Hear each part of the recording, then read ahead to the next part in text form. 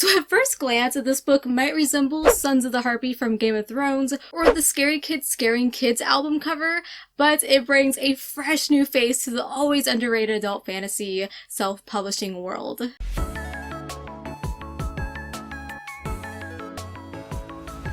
Hey everyone, my name is Holly and today I have a review video for you. I am reviewing The Crimson Script by S.J. Hall, who I am working with for this video. All of my thoughts are my own. I will never lead you astray. I am just crushing my goal this year, highlighting self-published SFF books more often, and we can all be proud of ourselves for that. Go you, because just by watching this video, you are also contributing to the cause. So when this author reached out to me about his book, heck yes, it sounded right up my alley.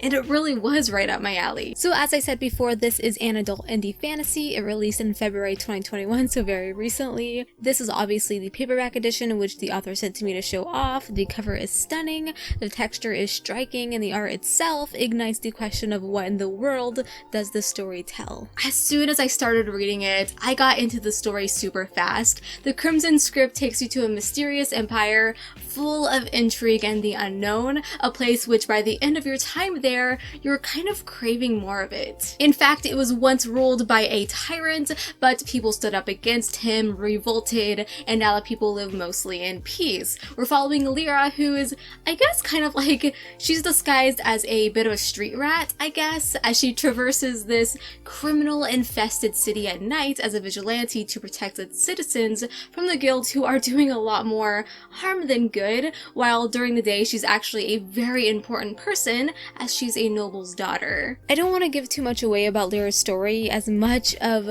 the joy is found in uncovering it for yourself. Her choices always had me eager to decipher the next puzzle in order to gain a new breadcrumb of information. Though it doesn't do too much in the way of world depth, like outside of the city it takes place in, opting instead to simply throw you into an intense story, but the moment-to-moment character perspectives and conversations, which can actually span through multiple pages to create one heck of a scene. Their relationships are its true focus, I believe, and it's good enough that a not as detailed world is easily forgivable. I mean, I'm used to epic high fantasies with lore upon lore, like a wiki page is full of it, so this shorter fantasy, as you can tell, though intimidating in the sense of will it be enough, surprised the fork out of me. All of the familiar fantasy plot mechanics that come with the territory are here. A civil war is brewing, a character on the path of vengeance,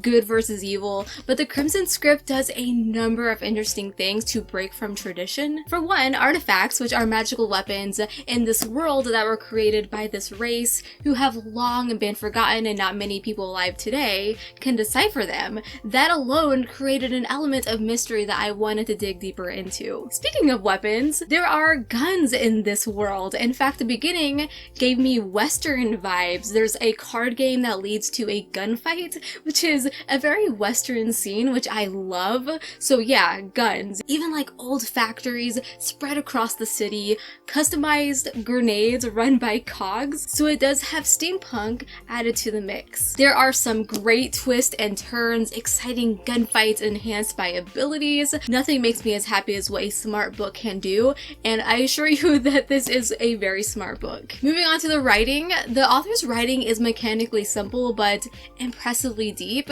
His writing's backbone, I feel like, is his unique approach to describing scenery, the surroundings. He knows how to paint the freaking picture. I had no problem imagining this world as I read it. The setting gave this book a very different feel. It's definitely an industrialized society. It was like reading a revenge mystery that was part steampunk, part western, but with magical arcane weapons. Overall, this is a very fun action revenge novel for anyone looking for something unique or genre bending. The tone is a bit lighter as humor is also mixed into the fold, so while crime and death and moral questions abound, it is still fun even with the corruption happening and war feuding. Honestly, And I can't believe I'm going here, but if you enjoyed Alloy of Law by Brandon Sanderson, even A Little Hatred by Joe Abercrombie a little bit, you'll probably enjoy this because that's what it reminded me of.